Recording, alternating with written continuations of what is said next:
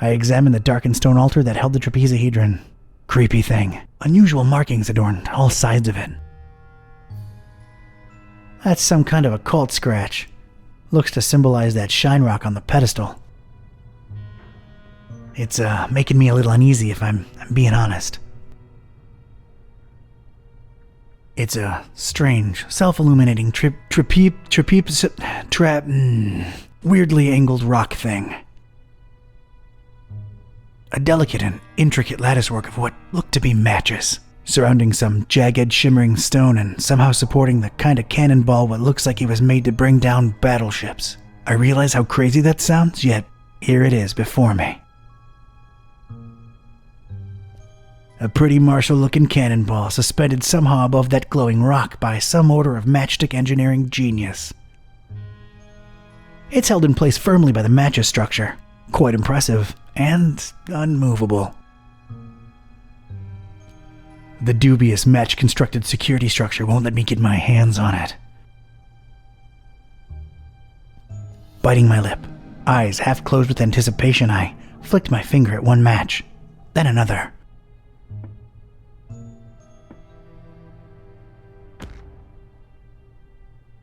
The apparently fragile construction proved to be impervious to my attempts at unbalancing it. There was damn good engineering when you needed it the least. The structure would not collapse, no matter what.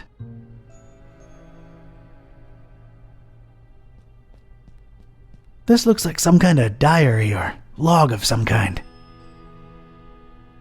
Unlike almost everything in this room, it looks new. Whoa! That seemed to make a lot of things happen at once. Alright, let's see now. October 13th. It's so hard to get accustomed to the sickening stench of this dreadful fishing town, but apparently it's important to him that we establish our base here, so we just take it. Decorating, coming along nicely. No end to the work.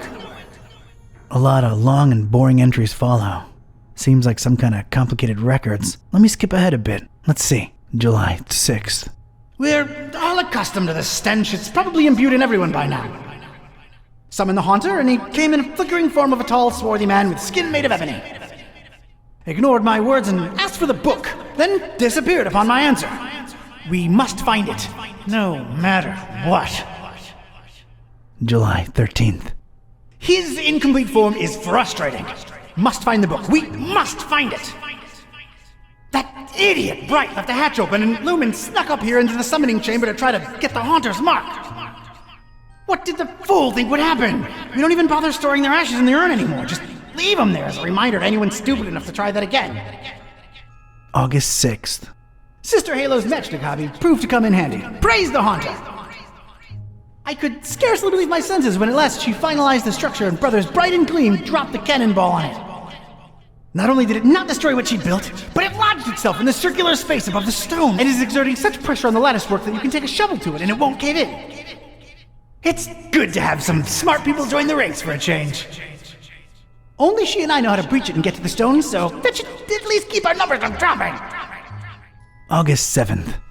Private investigator making waves in Darkham looking for leads on the book. Might be a dark blessing in disguise. We just stay on his tail and track him to see if he digs up any leads. The book? The Necronomicon? Is that me they're talking about? August 13th. Rejoicing! It's very possible that the hostess's fetch dog has sniffed out the book.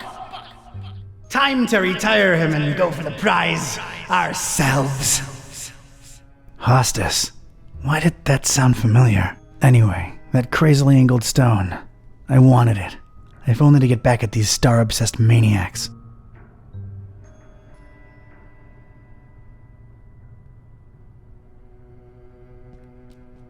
It's the first book in a row. An arcane symbol adorns its cover.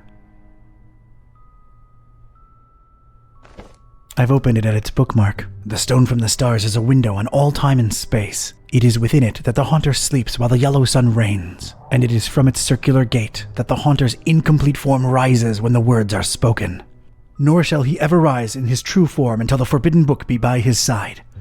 No end to the work.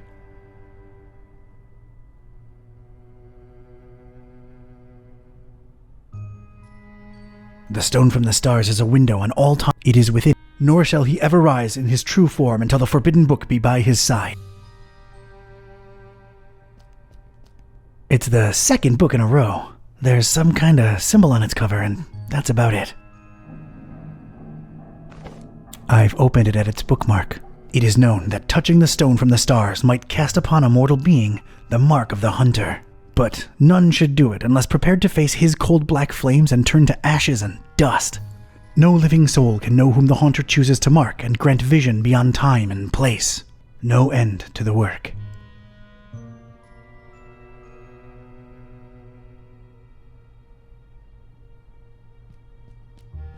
It's the third book in a row. The cover consists entirely of a weird symbol.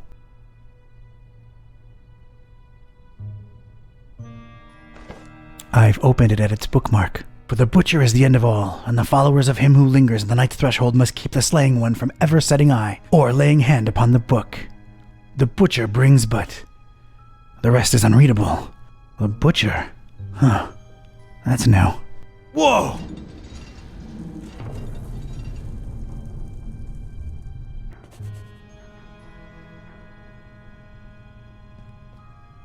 Looks to be quite powerful.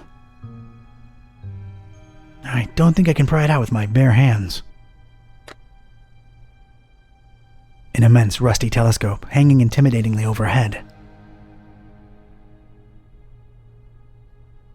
Its most interesting feature, a big, convex magnifying lens.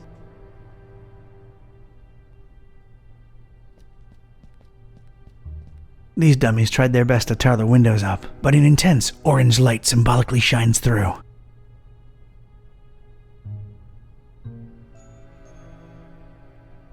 It bathes the crazy matchstick structure in a warm glow that strikingly contrasts with the whole starry death cult thing. Yeah, I know I don't get enough vitamin D, but this is not the time or place. The inscription above it says, "Here lie in ashes all brothers and sisters foolish enough to think that the stone from the stars chose them to be marked by the haunter." I have no use for former cultists, in ash form or not. There's a drawer underneath this urn thing. Inside the dusty drawer, there was one solitary rusty spoon. Unwritten private investigator wisdom says you never know when you could use a rusty spoon.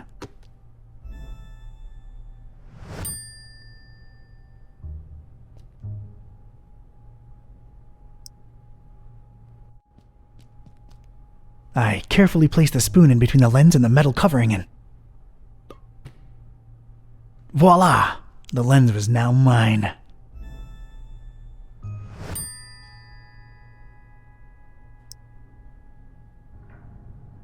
The lens is way too dirty to let any light pass through.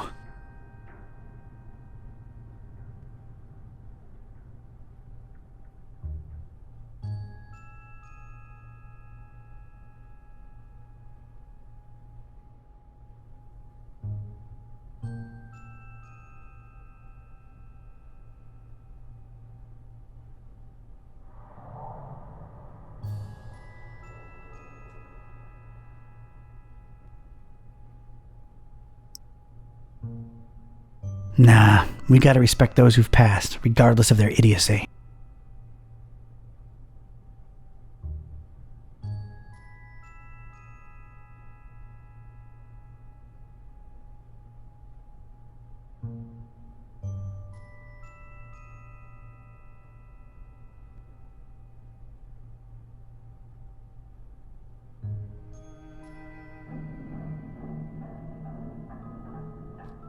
Looks like these cuckoo birds tried to tar up the windows and failed miserably.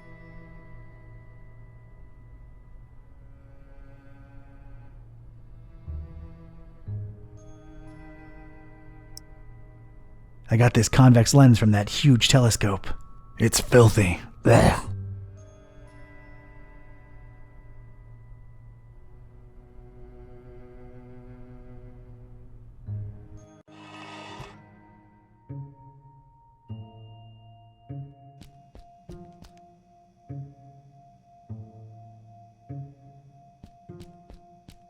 Wow, that's unexpected. a pristine rag in this smelly, filthy basement.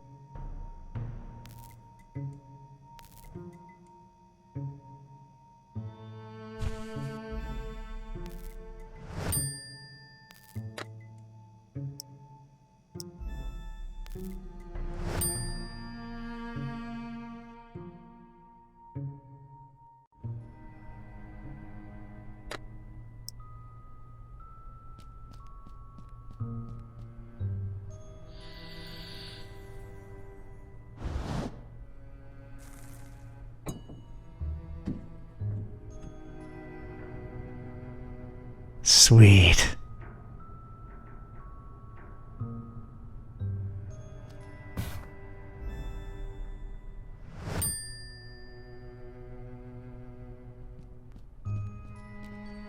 Its placement and the highly original security system tell me that this dingus must be of some critical importance to these starry knowledge jamooks.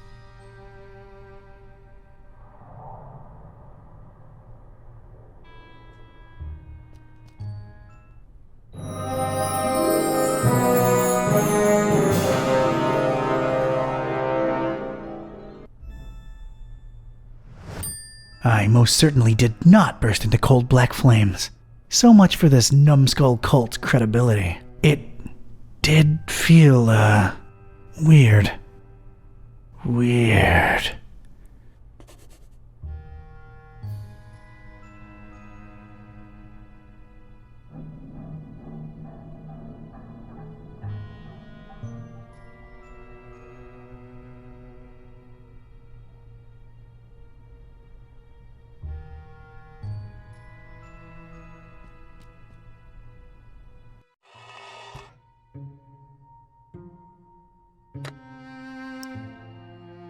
That would require a cannon.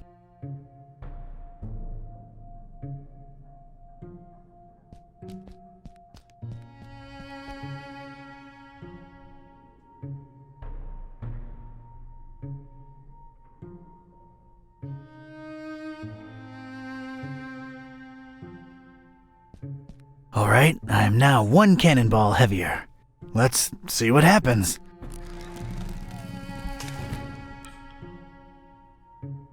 That was a first, and a last.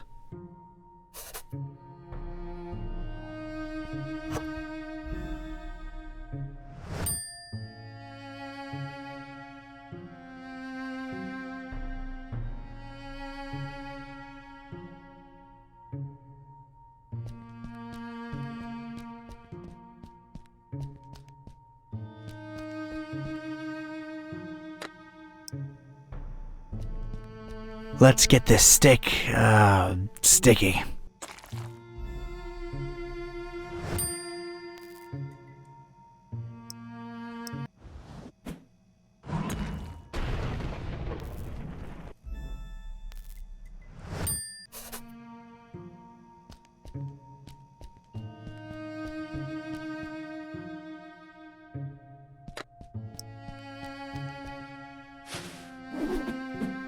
There's just one thing I want to say before I do it.